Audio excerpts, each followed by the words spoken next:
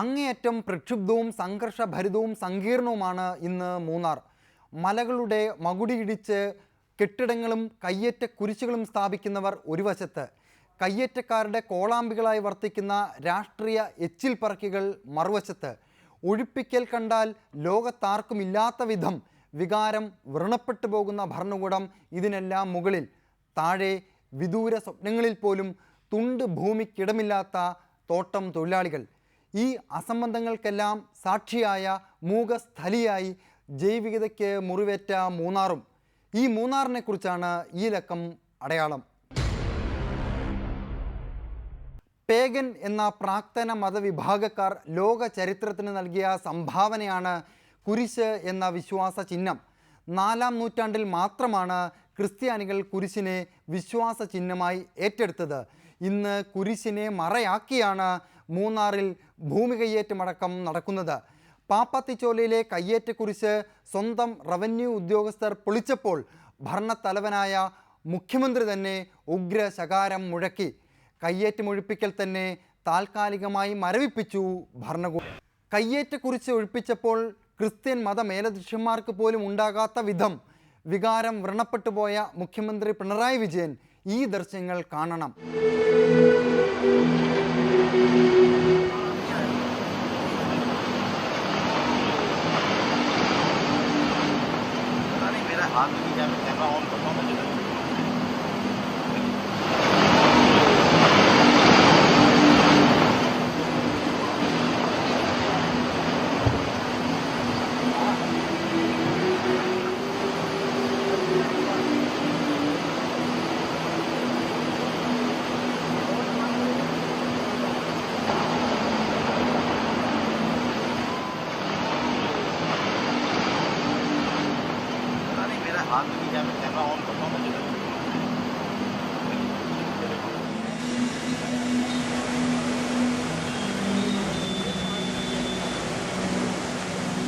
(2013) മേഘവിസ്ഫോടനത്തെ തുടർന്നുണ്ടായ പ്രളയത്തിൽ ഉത്തരാഖണ്ഡിൻ്റെ മലമുകളിൽ അശാസ്ത്രീയമായി കെട്ടിപ്പൊക്കിയ സൗധങ്ങൾ തകർന്നു വീഴുന്ന ദൃശ്യങ്ങളാണിത്.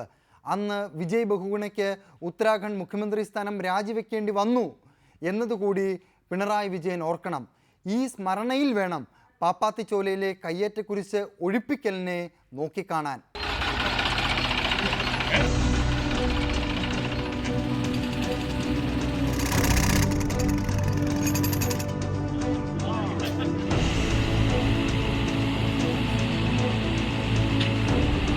പാപ്പാത്തിച്ചോലയിലെ മലമുകളിൽ സ്പിരിറ്റ് ഇൻ ജീസസ് എന്ന സംഘടന സ്ഥാപിച്ച ഭീമൻ കുരിശാണ് ദേവികുളം സബ് കളക്ടർ ശ്രീറാം വെങ്കിട്ടരാമന്റെ നിർദ്ദേശപ്രകാരം റവന്യൂ ഉദ്യോഗസ്ഥരെത്തി പൊളിച്ചു കളഞ്ഞത്.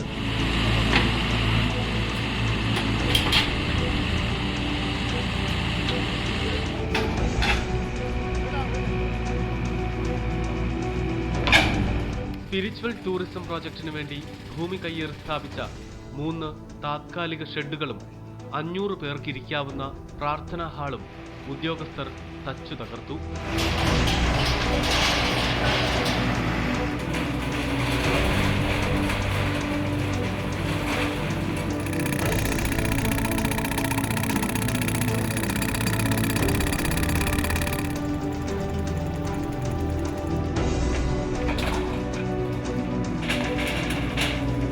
ഭൂമി കയ്യേറാനുള്ള ഉപാധിയാക്കി ജീവത്യാഗത്തിന്റെ പ്രതീകമായ കുരിശിനെ മാറ്റിയിട്ടും മുഖ്യമന്ത്രി രോഷം കൊണ്ടത് കയ്യേറ്റമൊഴിപ്പിച്ചതിന് എതിരെയാണ്. ക്രിസ്ത്യൻ സഭകൾക്ക് ഇല്ലാത്ത വ്രണപ്പെടൽ മുഖ്യമന്ത്രിക്കുണ്ടാകുമ്പോഴാണ് ഇരട്ടച്ചങ്കിലെ ഇരട്ട മുഖം വെളിവാകുക.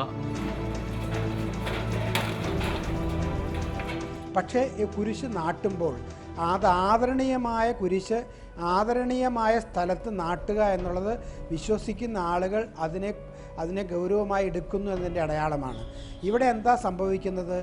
വേറൊരു സ്ഥലത്ത്, സർക്കാരിൻ്റെ പൊതുസ്ഥലത്ത് കുരിശ് നാട്ടി അത് സ്വന്തമാക്കാനുള്ള ശ്രമത്തിൻ്റെ ഭാഗമായി കുരിശ് നാട്ടുമ്പോൾ കുരിശിനെ ഒരു ഉപകരണമാക്കി, ഒരു ഉപാധിയാക്കി, ഒരു മറയാക്കി വസ്തു കയ്യേറാനുള്ള ശ്രമമാണ് നടക്കുന്നതെങ്കിൽ ആ കുരിശ് നശിപ്പിക്കുന്നതിനെതിരെ ആളുകൾ ആത്മീയമായ അല്ലെങ്കിൽ മതപരമായ വികാരം കൊണ്ട് വിപ്ലവത്തിൽ നടക്കുമെന്ന് ആരും കരുതരുത്. അനാവശ്യമായ ഒരു വികാരം സൃഷ്ടിക്കാനാണ് ഉദ്ദേശം. കേരളത്തിലെ LDF സർക്കാർ കുരിശിനെതിരെ യുദ്ധം നടത്തുന്ന ഒരു സർക്കാരാണ് എന്ന പ്രതീതി ഉണ്ടാക്കലല്ലേ ഇതിന്റെ പിന്നിൽ. ഇത് വളരെ ഗൗരവമായിട്ടാണ് സർക്കാർ കാണുന്നത്. കുരിശ് പൊളിക്കാതെ കയ്യേറ്റം ഒഴിപ്പിക്കാമോ എന്ന് ചോദിക്കുന്നത് എങ്ങനെയാണ് ഒരു ഓപ്പറേഷൻ നടത്താൻ കഴിയുന്നത്? കീ ഹോൾ സർജറി എന്നൊക്കെ പറയുന്നത് പോലെ അങ്ങനെ ചെയ്യാൻ കഴിയുകയില്ല. ആ കുരിശ് അവിടെ നിന്ന് എടുത്ത് മാറ്റുക എന്നുള്ളതാണ് അടുത്തിടെ നടന്നിരിക്കുന്ന അല്ലെങ്കിൽ ഒരു രണ്ടോ വർഷത്തിൽ മാത്രം ഉള്ള ഒരു കയ്യേറ്റത്തിൻ്റെ കാര്യത്തിൽ ആ കയ്യേറ്റം ഒഴിപ്പിക്കുക എന്നുള്ള കുരിശ് അവിടെ നിന്ന് മാറ്റുക എന്നുള്ളതാണ്. കയ്യേറി സ്ഥാപിച്ചിരിക്കുന്ന അനധികൃതമായ കെട്ടിടങ്ങൾ അവിടെ നിന്ന് പൊളിച്ചു മാറ്റുക എന്നുള്ളതാണ്. അതെല്ലാം നിയമപരമായ നടപടിക്രമങ്ങൾ പാലിച്ചുകൊണ്ട് തന്നെയാണ് സർക്കാർ അവിടെ ചെയ്തിരിക്കുന്നത്.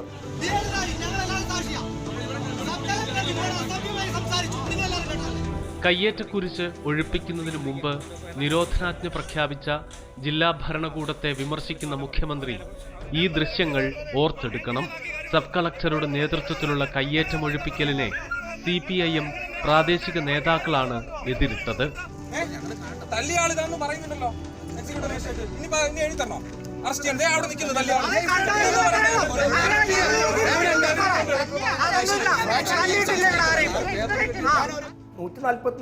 എന്തുകൊണ്ട് പ്രഖ്യാപിക്കുന്നു എന്ന് ചോദിക്കുന്നവരെല്ലാം ഉണ്ട്. അവിടെ ഒരു അനധികൃതമായ കയ്യേറ്റം ഒഴിപ്പിക്കാൻ പോയ സബ് കളക്ടറോടും റവന്യൂ വിഭാഗത്തിലെ മറ്റു ഉദ്യോഗസ്ഥന്മാരോടും എങ്ങനെയാണ് ഒരു ഗുണ്ടാ സംഘം, ഒരു ക്രിമിനൽ സംഘം ഇടപെട്ടത് എന്ന് മാധ്യമങ്ങളുടെ മുൻപിൽ വെച്ച് തന്നെ ഇടപെട്ടത്. സാധാരണഗതിയിൽ മാധ്യമങ്ങളെ കാണുമ്പോൾ മാറുന്നവർ എല്ലാം ഉണ്ടാകാം. പക്ഷേ ഇവിടെ എല്ലാവരും നോക്കി നിൽക്കെ, പോലീസ് നോക്കി നിൽക്കെ, എല്ലാ അധികാരികളും നോക്കി നിൽക്കുന്ന അവസരത്തിൽ തന്നെയാണ് ഒരു സബ് കളക്ടർ അടക്കമുള്ള റവന്യൂ സംഘത്തോട് അങ്ങേയറ്റം മോശമായി ഒരു ക്രിമിനൽ സംഘം ഇടപെട്ടത്. ഈ സാഹചര്യം നിലനിൽക്കുന്ന ദേവികുളം താലൂക്കിൽ ഒരു ഒഴിപ്പിക്കൽ നടപടിയുമായി പോകുന്ന അവസരത്തിൽ 2 തൂമ്പായും എടുത്തുകൊണ്ട് പോയാൽ മതി എന്ന് കണക്ക് കൂട്ടുന്നതൊക്കെ അങ്ങേയറ്റത്തെ ലാഘവത്തോടുകൂടി അതിനെ കാണുന്നതാണ്. കയ്യേറ്റക്കാർക്ക് കുരിശ് ഒരു മറയാണ് എങ്കിൽ കയ്യേറ്റക്കുരിശ് ഒഴിപ്പിക്കൽ CPIMന് മറ്റൊരു മറയാണ്. CPIMൻ്റെ ആശീർവാദമുള്ള കയ്യേറ്റങ്ങളിൽ കൈവച്ച ദേവികുളം സബ് കളക്ടറെ ആക്രമിക്കാനുള്ള മറ. അതിന് സബ് കളക്ടറെ സംഘപരിവാറിൻ്റെ പിണിയാളായി CPIM ചിത്രീകരിച്ചു. ആവേശപൂർവ്വം അത് പൊളിക്കണമെങ്കിൽ, ആഘോഷപൂർവ്വം കാണണമെങ്കിൽ തന്നെ ഹിന്ദുവർഗീയ ഫാസിസ്റ്റുകൾക്കല്ലാതെ ഇങ്ങനെ സന്തോഷിക്കാൻ കഴിയില്ല എന്ന് ഞാൻ കരുതുന്നു. സബ് കളക്ടർ അങ്ങനാണെന്ന് ഞാൻ സംശയിക്കുന്നുണ്ട്. അയാളല്ലേ ഇതിന് മുഴുവൻ നേതൃത്വം കൊടുത്ത് ഈ പണി മുഴുവൻ ചെയ്യിച്ചിരിക്കുന്നത്. അയാളല്ലേ ഇതിൻ്റെ ആള്, വേറെ ആരാ? അയാൾക്ക് സന്തോഷമാണ്. കേരളത്തിലെ ക്രൈസ്തവർക്ക് ഒരു പാരമ്പര്യമുണ്ട്. തുമ്പ റോക്കറ്റ് വിക്ഷേപ കേന്ദ്രത്തിന് വേണ്ടി പള്ളി പൊളിച്ചു കൊടുത്ത പാരമ്പര്യമാണത്. അബ്ദുൽ കലാം അദ്ദേഹത്തിൻ്റെ സ്മരണയിൽ അത് വ്യക്തമാക്കിയിട്ടുണ്ട്. അതുപോലെ തന്നെ കൊച്ചി കപ്പൽ നിർമ്മാണശാലയ്ക്ക് വേണ്ടി പള്ളിയും സിമിത്തേരിയും പൊളിച്ചു കൊടുത്ത പാരമ്പര്യം കേരളത്തിലെ ക്രിസ്ത്യാനികൾക്കുണ്ട്. അപ്പോൾ പിന്നെ എന്തിനാണ് ഈ വ്യാജ കുരിശിൻ്റെ പേര് പറഞ്ഞ് ത്യാഗത്തിൻ്റെ പ്രതീകമാണെന്നൊക്കെ പറഞ്ഞ് കയ്യേറാൻ വേണ്ടി ഉപയോഗിക്കുന്ന കുരിശിന് എന്ത് പവിത്രതയാണുള്ളത്? കയ്യേറ്റത്തിന് മറപിടിക്കുന്ന കുരിശിന് ഒരു പവിത്രതയും നൽകേണ്ടതില്ല. കയ്യേറ്റ ഭൂമിയിലിരിക്കുന്ന കുരിശിനെ അതിൻ്റെ പേരിൽ അതിൻ്റെ നിലയിൽ തന്നെ കൈകാര്യം ചെയ്യണമെന്ന് മതമേലധ്യക്ഷന്മാരടക്കം പറഞ്ഞു കഴിയുമ്പോൾ പിണറായി വിജയൻ വില കുറഞ്ഞ വർഗീയ പ്രേരണത്തിന് വേണ്ടി ശ്രമിക്കുന്ന കാഴ്ചയാണ് കാണുന്നത്. മതങ്ങൾ അതിൻ്റെ അടയാളങ്ങളെ വിശുദ്ധമായി കാത്തുസൂക്ഷിക്കാൻ ശ്രമിക്കണം.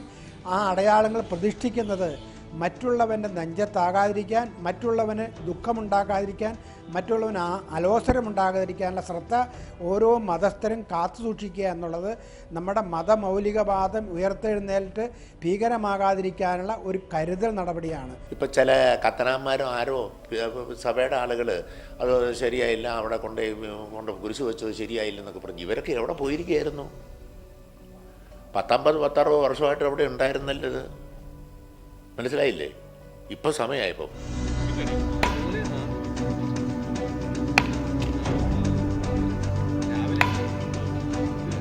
പരിസ്ഥിതി പ്രാധാന്യമുള്ള പാപ്പാത്തിച്ചോലയിലെ 200 ഏക്കറോളം ഭൂമി കയ്യേറി സ്പിരിറ്റിൻ ജീസസ് സ്ഥാപിച്ച കുരിശും ഷെഡുകളുമാണ് ഉദ്യോഗസ്ഥർ പൊളിച്ചു കളഞ്ഞത്.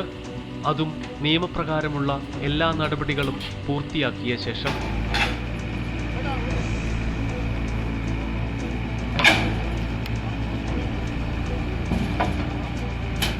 ജില്ലാ ഭരണകൂടം ഇതുമായി ബന്ധപ്പെട്ട് നോട്ടീസ് കൊടുത്തു.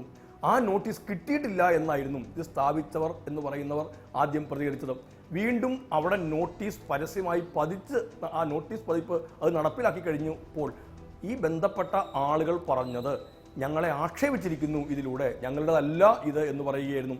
ഈ വക്കീൽ നോട്ടീസ് അയച്ചു, അതിൻ്റെ പേരിൽ ജില്ലാ കളക്ടർക്ക് ഇങ്ങനെ നോട്ടീസ് നൽകിയിരിക്കുന്നതിൻ്റെ പേരിൽ ഇതവിടെ നിന്ന് 7 ദിവസത്തിനകം മാറ്റിക്കൊടുക്കണം എന്നും ഗവൺമെൻറ്റിൻ്റെ ഭൂമിയാണ് എന്നും നോട്ടീസ് നൽകിയിട്ട് 12ാമത്തെ ദിവസമാണ് അവിടെ ഇത് കുരിശ് മാറ്റാൻ വേണ്ടി സർക്കാരിൻ്റെ സംഘം അങ്ങോട്ടേക്ക് പോകുന്നത്.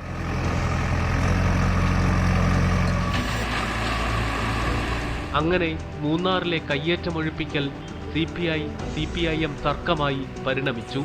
ഒന്നാം ദൗത്യത്തെ ഛിദ്രമാക്കാൻ ശ്രമിച്ച CPI നേതാക്കൾ തന്നെ രണ്ടാം ദൗത്യത്തിന്റെ പതാകവാഹകരായി മാറി. കയ്യേറ്റമൊഴിപ്പിക്കലിനായി LDF-ൽ CPI ബഹുതല യുദ്ധം തന്നെ നടത്തി. ഞങ്ങളെ കൊന്നു ശത്രുക്കൾ, എത്രയോ പേരെ കൊന്നു. ഉണ്ടാക്കിയ ഗവൺമെൻറ്റാ. ഇതിൻ്റെ മണ്ട കയറിയിരുന്ന് ഇളെ പോലെ ഏതെങ്കിലും ചെറ്റ ഞങ്ങൾക്കിട്ട് പണിതാൽ ഞങ്ങളായിരുന്നു മടങ്ങി നിന്നു. ഇടതുപക്ഷ ജനാധിപത്യ മുന്നണിയുടെ നയം മുറുകെ പിടിച്ച്, ഒരു ഗവൺമെൻറ്റിൻ്റെ നയം മുറുകെ പിടിച്ച് മുമ്പോട്ടേക്ക് പോകുന്ന ഉദ്യോഗസ്ഥന്മാർ, ആ നിലപാടുകൾ സ്വീകരിച്ച് മുമ്പോട്ടേക്ക് പോകുന്ന ഉദ്യോഗസ്ഥന്മാർ അഭിനന്ദനം അർഹിക്കുന്നവർ തന്നെയാണ്. അനധികൃതമായ കയ്യേറ്റങ്ങൾ ഒഴിപ്പിക്കാൻ വേണ്ടി ശക്തിയുക്തം നിൽക്കുന്ന, എല്ലാ ഭീഷണികളുടെയും മുമ്പിൽ മുട്ടുവളക്കാതെ നിൽക്കുന്ന, നടു നിവർത്തിപ്പിടിച്ച് നിൽക്കുന്ന ഉദ്യോഗസ്ഥന്മാർ അഭിനന്ദനം അർഹിക്കുന്നവർ തന്നെയാണ്.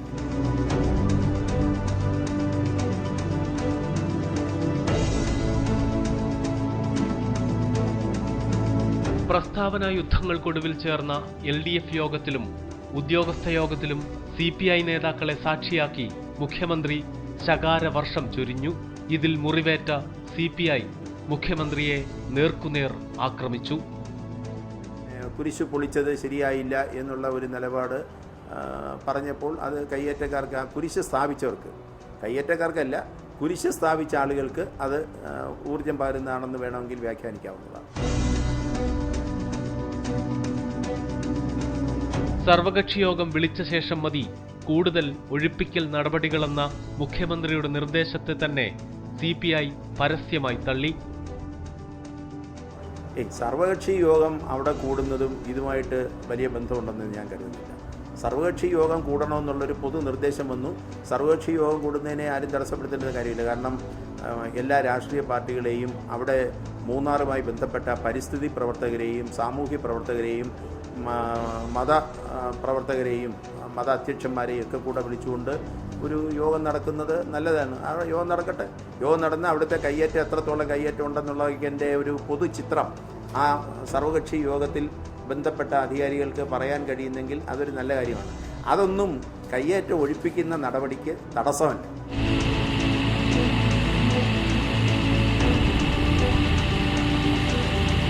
കയ്യേറ്റമൊഴിപ്പിക്കലിനെ തന്നെ നിർവീര്യമാക്കാൻ മുഖ്യമന്ത്രി പറഞ്ഞ ന്യായം കുരിശിനെ തൊട്ടു എന്നത് മാത്രമായിരുന്നു.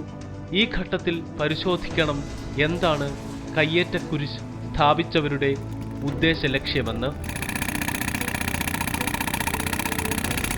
അസാധാരണമായ വിശ്വാസ രീതികളുള്ള സ്പിരിറ്റ് ഇൻ ജീസസ് എന്ന പ്രാർത്ഥനാ കൂട്ടമാണ് പാപ്പാത്തിച്ചോലയിൽ കയ്യേറ്റക്കുരിശ് സ്ഥാപിച്ചത്. ഈ സംഘടനയുടെ തലവനായ ടോം സഖറിയ ആകട്ടെ ഭൂമി കയ്യേറ്റത്തിൽ കുപ്രസിദ്ധനാണ്.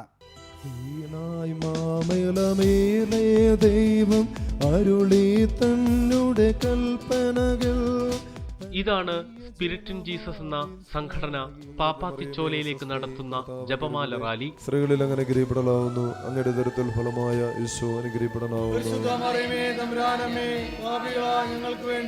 എല്ലാ മാസവും 13-ാം തീയതി ഇവർ ഈ റാലി നടത്തുന്നുണ്ട്.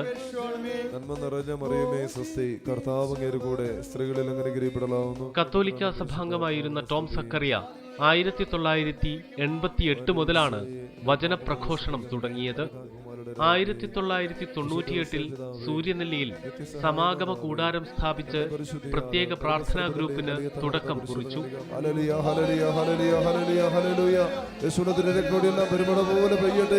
ജലസാന്ദ്രതയുള്ള മേഘങ്ങളും കടുത്ത കോടമഞ്ഞും മലകളെ മൂടുന്ന ദിവസം സൂര്യദർശനത്തിലുണ്ടാകുന്ന സവിശേഷതയെ പരിശുദ്ധാത്മാവിന്റെ ആഗമനമായി വ്യാഖ്യാനിച്ചാണ് ഇവർ പാപ്പാത്തിച്ചോലയിൽ ഭൂമി കയ്യേറിയത്.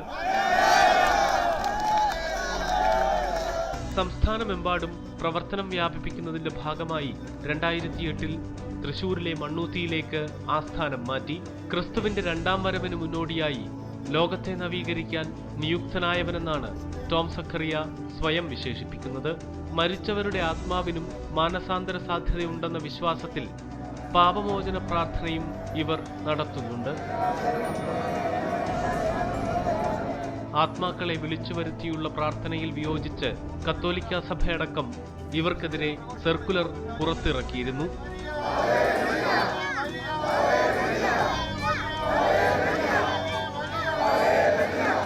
ഈ ടോം സഖറിയ ആകട്ടെ ഇടുക്കി ജില്ലയിലെ ഏറ്റവും കുപ്രസിദ്ധനായ കയ്യേറ്റക്കാരനാണ്. പിതാവ് സഖറിയ ഭൂമി കയ്യേറിയതിന് തെളിവുകളുമായി 2 അന്വേഷണ റിപ്പോർട്ടുകൾ റവന്യൂ വകുപ്പിന്റെ കൈവശമുണ്ട്. സഹോദരൻ ജിമ്മി സഖറിയ വില്ലേജ് ഓഫീസിൽ കയറി രേഖകൾ കൈവശപ്പെടുത്തി തിരുത്തിയതിന് പോലീസ് കേസ് നേരിടുന്നുണ്ട്. ടോം സഖറിയ ആകട്ടെ ഒരു കുരിശ് നാട്ടി 200 ഏക്കർ ഭൂമി പാപ്പാത്തിച്ചോലയിൽ കൈവശപ്പെടുത്തിയ ദുർവിശേഷകനാണ്. എന്നിട്ടും ടോം സഖറിയക്കെതിരെ കേസെടുത്തത് CPIM-നെ കുണ്ഠിതപ്പെടുത്തുന്നു. സ്കറിയാച്ചേട്ടൻ്റെ മകൻ്റെ വകയാണ് സ്ഥലമെന്നും പറഞ്ഞ് അയാളുടെ PSC കേസ് ചെയ്തിട്ട് ചെയ്യുക. പോലീസ് കേസെടുത്തിരിക്കുക. ഇത്രയും വിഡിത്തം ഇനി വേറൊന്നും പറയാനില്ല. പോലീസ് ഇത് ചുമ്മാ കേസ് രജിസ്റ്റർ ചെയ്തിട്ടുണ്ട്. ശാന്തമ്പാറ SI. ഇതാണ് സത്യം. അറിയോ, അവിടെ ആയിരക്കണക്കിന് ആളുകൾ പോകുന്ന. അതുകൊണ്ട് ഒരു നിലയിലും എന്തെല്ലാം ന്യായം ആരെല്ലാം ബാധിച്ചാലും ആ ചെയ്തത് ശുദ്ധ അസംബന്ധമാണ്. ആ കുരിശ് പൊളിക്കുന്നത് കാണുമ്പോൾ സന്തോഷിക്കുന്ന മാനസികാവസ്ഥ ദേവികുളം സബ് കളക്ടർക്കും അതുപോലുള്ള വർഗീയവാദികൾക്കും അല്ലാതെ മനുഷ്യ മനസ്സുള്ള ആർക്കും ഉണ്ടാവില്ല. അത് വല്ലാത്ത വ്രണപ്പെട്ടു പോകും വിശ്വാസം എന്നാണെങ്കിൽ ഈ ക്രിമിനൽ സംഘത്തിൻ്റെ കയ്യിലേക്ക് എങ്ങനെയാണ് മതവിശ്വാസികൾ ഏറ്റവും പ്രമുഖമായി കണക്ക് കൂട്ടുന്ന കുരിശ് പോലെയുള്ളവ എത്തിച്ചേരുന്നത് എന്നുള്ളതിനെക്കുറിച്ചാണ്. അപ്പോൾ തള്ളിപ്പറയേണ്ടത് ആരെയാണ്? അവിടെ നീക്കം ചെയ്തവരെയല്ല. ക്രിമിനലുകൾ ഇതിനെല്ലാം ഉപയോഗിക്കുന്നു. മതചിഹ്നങ്ങളെ, വിശ്വാസത്തിൻ്റെ ഏറ്റവും പ്രമുഖമായ പ്രതീകങ്ങളെ ക്രിമിനലുകൾ ഉപയോഗിക്കുന്നു എന്നുള്ളതിനെയാണ് ഗൗരവത്തോടു കൂടി കണക്ക് കൂട്ടേണ്ടത്. അപ്പോൾ അവിടെ നിന്ന് മാറ്റിയേ മതിയാവൂ എന്നുള്ളതിലേക്കാണ് എത്തുന്നത്. അവിടെ എത്രയോ നാളുകൾക്ക് മുമ്പ് തന്നെ വലിയ തരത്തിൽ കോൺക്രീറ്റ് ഇട്ട് ഉറപ്പിച്ച് ബ്ലേഡുകൾ പോലുള്ള സംവിധാനത്തോടു കൂടി അതിനെ പൊതിഞ്ഞ് ആനയുടെയും മറ്റുമൊന്ന് പിടിച്ച് അതിൻ്റെ തുമ്പിക്കൈ മുറിഞ്ഞു പോകാൻ പാകത്തിലേക്ക് തന്നെയുള്ള സംവിധാനങ്ങൾ ഉപയോഗിച്ച് നിർമ്മിച്ചെടുത്തിരിക്കുന്ന ആ കുരിശ് ഡ്രില്ലർ വെച്ചണക്കെ പോലും അത് ഇളകുന്നില്ല എന്നുള്ളത് നമ്മൾ ദൃശ്യങ്ങളിലൂടെ കണ്ടതാണ്. പിന്നെ എങ്ങനെയാണ് അതിനെ എടുത്ത് മാറ്റുക? ഒരു പിടിയും എനിക്ക് കിട്ടുന്നില്ല. മുതുകാടിന് മാന്ത്രിക വടി എടുത്ത് കാണിക്കുമ്പോൾ പലതും അപ്രത്യക്ഷമാകുന്നു എന്നുള്ളത് പോലെ ഒരു മാന്ത്രിക വടിയൊന്നും സർക്കാരിൻ്റെയും റവന്യൂ ഉദ്യോഗസ്ഥന്മാരുടെ കയ്യിലും ആരുടെ കയ്യിലുമില്ല. ഇല്ലാത്ത വ്രണപ്പെടൽ CPIM സ്വയം ആവാഹിച്ചെടുത്ത് ടോം സഖറിയയുടെ വക്കാലത്ത് ഏറ്റെടുക്കുന്നത് സബ് കളക്ടർ ശ്രീറാം വെങ്കിട്ടരാമനെ എതിരിടാനാണെന്നത് സുവ്യക്തമാണ്. മാന്യമായി പെരുമാറിയാൽ നമുക്ക് തടസ്സമില്ല. ജില്ലാ കളക്ടറിനെ പറ്റി അത്രയും ആക്ഷേപമില്ല. അങ്ങേരെ എന്നാന്നറിയോ, അത് കഴിവുകേടിൻ്റെ ഒരു പ്രതീകമാണ്. ഇയാളുടെ കൂടി IAS ആണല്ലോ. അത് ഞാൻ നേരെ പറഞ്ഞിട്ടുണ്ടോ. MM മണിയോട് ആലോചിച്ച് മാത്രമേ ഒഴിപ്പിക്കാൻ കഴിയൂ എന്ന് മുഖ്യമന്ത്രി നിർദ്ദേശം കൊടുത്തിരിക്കുന്നു. ദേവികുളം സബ് കളക്ടർ ശക്തമായ ചില നടപടിയെടുത്തു. ആ നടപടിക്ക് കേരള ജനത പരിപൂർണമായ അംഗീകാരം നൽകി. ആ സബ് കളക്ടറെ മാറ്റിയാൽ ബഹുജന രോഷം ഉണ്ടാകും എന്ന് കണ്ടപ്പോൾ ആ സബ് കളക്ടറെ മാറ്റാൻ വേണ്ടി കണ്ടുപിടിച്ച ഒരു തന്ത്രമാണ് ഈ കുരിശ് മാറ്റവുമായി നടന്ന നാടകം എന്ന് സംശയിക്കേണ്ടിയിരിക്കുന്നു. ചിലപ്പോൾ അത് കോൺക്രീറ്റ് കുരിശാവാം, മരക്കുരിശാവാം, പല പേരുകളിൽ കുരിശുമായി ഇപ്പോൾ മുഖ്യമന്ത്രി നിൽക്കുകയാണ്. മുഖ്യമന്ത്രി കുരിശിനെ ആശ്രയിച്ചിരിക്കുന്നത് കയ്യേറ്റക്കാരെ രക്ഷിക്കാൻ വേണ്ടി മാത്രമാണ്. കുരിശ് പൊളിക്കാമോ എന്നതിനേക്കാൾ ഭൂമി കയ്യേറാൻ കുരിശിനെ ഉപയോഗിക്കാമോ എന്നതാണ് ഇവിടുത്തെ പ്രശ്നം. പേഗൻ മതത്തിലെ സൂര്യദേവനായ തമ്മൂസിൻ്റെ ചിഹ്നമാണ് കുരിശ്. പിന്നീട് ക്രിസ്തുമതം സ്വാംശീകരിച്ച ഈ ചിഹ്നം പലപ്പോഴും ആധിപത്യത്തിൻ്റെ പ്രതീകമായും മാറി. ക്രിസ്തുവചനങ്ങളിലോ ബൈബിളിലോ വിശുദ്ധി കൽപ്പിക്കപ്പെട്ടിട്ടില്ലാത്ത ജാമിതീയ രൂപമാണ് കുരിശ്. AD 325 നടന്ന നിഖ്യ സുന്നഹദോസിലാണ് ക്രിസ്ത്യാനികൾ കുരിശിനെ ആരാധനാ ചിഹ്നമായി സ്വീകരിച്ചത്. റോമൻ ചക്രവർത്തി കോൺസ്റ്റന്റൈൻ ക്രിസ്തുമതം സ്വീകരിച്ചതോടെയാണ് പ്രാക്തന മതങ്ങളിലെ ചിഹ്നങ്ങൾ ക്രിസ്ത്യാനികളും സ്വാംശീകരിച്ചത്. യേശുക്രിസ്തുവിനെ ഏറ്റിയ ജീവത്യാഗത്തിന്റെ പ്രതീകമാണ് കുരിശ്. ഇത് ഭൂമി കയ്യേറ്റത്തിനുള്ള ഉപാധിയാകുമോ എന്നതാണ് കാതലായ പ്രശ്നം. ഇവിടെ ക്രിസ്തുമതം അതിൻ്റെ അടയാളം ഉപയോഗിച്ചുകൊണ്ട് പൊതുസ്വത്ത് കയ്യേറാൻ ശ്രമിച്ച ഒരു വളരെ തെറ്റായൊരു പ്രവണതയുടെ ഒരു ഫലമാണ് ഈ അടുത്ത കാലത്തുണ്ടായ വിവാദമെന്ന് പറയാതിരിക്കാൻ നിവൃത്തിയില്ല. അങ്ങനെയല്ല ക്രൈസ്തവരായാലും ഹിന്ദുക്കളായാലും മുസ്ലിങ്ങളായാലും തങ്ങളുടെ മതത്തെ ഉപയോഗിക്കുകയും അതിനെ കാണുകയും അതിൻ്റെ അടയാളങ്ങളെ പ്രതിഷ്ഠിക്കുകയും ചെയ്യേണ്ടത്. എല്ലാ മതാടയാളങ്ങളും വിശുദ്ധമായി കാത്തുസൂക്ഷിക്കണം. വിശുദ്ധമായി കാത്തുസൂക്ഷിക്കുന്നതിൻ്റെ ഭാഗമാണ് അത് ആദരണീയമായ സ്ഥലത്ത് പ്രതിഷ്ഠിക്കുക എന്നുള്ളത്. അനാദരണീയമായ സ്ഥലത്ത് പ്രതിഷ്ഠിച്ചുകൊണ്ട് അതിനെ അവഹേളിക്കുന്നു അല്ലെങ്കിൽ അനാദരിക്കുന്നു എന്ന പരാതി ഉണ്ടായിട്ടുമ്പോൾ മതത്തെ ഉപകരണമാക്കുകയാണ് ചെയ്യുന്നത് എന്നുകൂടി മനസ്സിലാക്കുക. ഇരുമ്പ് കുരിശ് പൊളിച്ചതിനെ മുഖ്യമന്ത്രി വിമർശിച്ചതിന് പിന്നാലെ അതേ സ്ഥലത്ത് മരക്കുരിശ് സ്ഥാപിച്ചു സ്പിരിറ്റ് ഇൻ ജീസസ് പ്രവർത്തകർ. അതാണ് മൂന്നാറിനെ ഇത്രമേൽ ആതുരമാക്കുന്ന കയ്യേറ്റക്കാരുടെ ധാർഷ്ട്യം. നിരന്തര കയ്യേറ്റവും വനനശീകരണവും കോൺക്രീറ്റ് നിർമ്മാണങ്ങളും മൂലം മൂന്നാർ ഇന്ന് മുറിവേറ്റിരിക്കുന്നു. അതിൻ്റെ ആഘാതം എത്രമേലെന്നതിനെക്കുറിച്ച് ആധികാരിക പഠനം പോലും ഇന്നില്ല.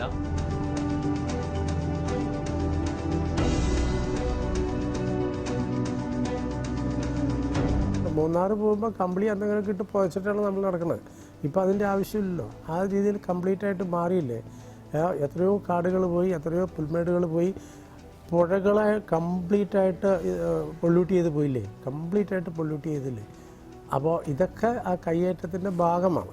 പൊല്യൂഷൻ, പുഴയിലുള്ള പൊല്യൂഷൻ മുഴുവനും കയ്യേറ്റത്തിൻ്റെ ഭാഗമാണ്. അതിൽ നിന്ന് വരുന്ന സംഗതികളാണ്.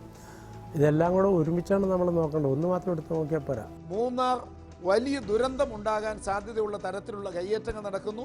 മൂന്നാറിലെ ഭൂമിയുടെയും അവിടുത്തെ കാലാവസ്ഥയുടെയും പ്രത്യേകത കൂടി പരിഗണിക്കേണ്ടതുണ്ട്. 200 വർഷത്തിലേറെ മൂന്നാറിൽ ഉണ്ടായിരുന്ന ബ്രിട്ടീഷുകാർ ഒരു നില കെട്ടിടമല്ലാതെ ഒരു ഇരുനില കെട്ടിടം പോലും മൂന്നാറിൽ പണിയാതിരുന്നത് ആ ഭൂമിശാസ്ത്രപരമായ അതിൻ്റെ പ്രത്യേകത കൊണ്ടാണ്. ആ സ്ഥാനത്ത് 10ഉം 12ഉം 15ഉം നിലകളുള്ള കെട്ടിടങ്ങൾ ഉയരുന്നത് മൂന്നാർ നാളെ എന്ത് സംഭവിക്കാവുന്ന ഒരു സാഹചര്യത്തിലേക്ക് വരും. കയ്യേറ്റക്കാരുടെ പറുദീസയായി മൂന്നാർ മാറിയിരിക്കുകയാണ്. കയ്യേറ്റം കൊണ്ട് ഇക്കോളജിക്ക് ഉണ്ടായിരിക്കുന്ന നഷ്ടങ്ങൾ എത്രയാണെന്നും അത് എങ്ങനെ നമുക്ക് തിരിച്ചു കൊണ്ടുവരാൻ പറ്റുമെന്നും നോക്കണം. അതാണ് ആദ്യം ചെയ്യേണ്ടത്. അത് നമ്മൾ ഇതുവരെ ഒരു സ്ഥലത്ത് ചെയ്യാത്തൊരു കാര്യമാണ്. Impact on the ecology of the area അത് ആദ്യം സ്റ്റഡി ചെയ്യണം. അപ്പോൾ അതിനൊരു പ്രത്യേക കമ്മീഷൻ വെച്ചിട്ട് സർക്കാർ തന്നെ ചെയ്യേണ്ട ഒരു സംഗതിയായിട്ടാണ് എനിക്ക് തോന്നുന്നത്. 2, അതിന് അവിടുത്തെ ഇക്കോ സിസ്റ്റത്തിനെ എങ്ങനെ റെസ്റ്റോർ ചെയ്യാൻ പറ്റുമെന്ന് നോക്കുക. 3, അവിടുത്തെ പുഴകൾ, അതിന് മുതലപ്പുഴ അതുപോലെയുള്ള ആറുകളുണ്ടല്ലോ, ആ ആറുകളെ എങ്ങനെ നമുക്ക് സംരക്ഷിച്ച് കൊണ്ടുവരാൻ പറ്റും, അതായത് അതിലെ പൊല്യൂഷൻ ലെവല് എങ്ങനെ കുറക്കുവാൻ പറ്റും എന്ന് നോക്കുക. മൂന്നാറിലെ കയ്യേറ്റം ഒഴിപ്പിക്കലിന് പ്രാദേശിക ജനങ്ങളുടെ പിന്തുണയാണ് അനിവാര്യം. മഞ്ഞും മഴയും ഇല്ലാതായാൽ മൂന്നാർ തന്നെ ഇല്ലാതാകുമെന്ന തിരിച്ചറിവിലേക്കാണ് മൂന്നാറിലെ ജനങ്ങൾ എത്തിച്ചേരേണ്ടത്. അവരുടെ പ്രതിരോധത്തിൽ കയ്യേറ്റ രാഷ്ട്രീയ സഖ്യം പൊളിഞ്ഞു വീഴണം. റെഗുലറായിട്ട് മോണിറ്റർ ചെയ്യാനുള്ള ഒരു സിസ്റ്റം കൂടെ വേണം. ഇതിലൊന്നും നമ്മൾ ജാതിയോ മതമോ പൊളിറ്റിക്കൽ പാർട്ടിയുടെ അഫിനിറ്റി ഒന്നും നോക്കാൻ പാടില്ല. മൂന്നാറിൻ്റെ നിലനിൽപ്പ് മാത്രം നോക്കുക. മൂന്നാറിൻ്റെ നിലനിൽപ്പ് എന്ന് പറയുമ്പോൾ മൂന്നാറിൽ ജീവിക്കുന്ന ജനങ്ങളുടെ പ്രശ്നം കൂടെ അതിൽ വരുന്നുണ്ട്. പ്രത്യേകിച്ച് പാവപ്പെട്ടവരുടെ വൻകിട കയ്യേറ്റക്കാരുടെ പ്രശ്നം അതിൽ വരുന്നില്ല. അവരെ ഒഴിപ്പിച്ചേ പറ്റുള്ളൂ. പശ്ചിമഘട്ടം കേരളത്തിന് തന്ന ജൈവ സൗഭാഗ്യമാണ് മൂന്നാർ. അതിനെ കോൺക്രീറ്റ് ആണികൾ തറച്ച് കുരിശിലേറ്റിയാൽ ആഘാതമേൽക്കേണ്ടി വരിക കേരളം മുഴുവനാണ്. കയ്യേറ്റക്കാരുടെ എച്ചിൽ തിന്ന് ജീവിക്കുന്ന ഹ്രസ്വദൃഷ്ടികളായ രാഷ്ട്രീയക്കാരുടെ പൊയ്വാക്കുകളിൽ പൊളിഞ്ഞു പോകേണ്ടതല്ല നവീന മൂന്നാർ എന്ന മഹത്തായ സങ്കല്പം.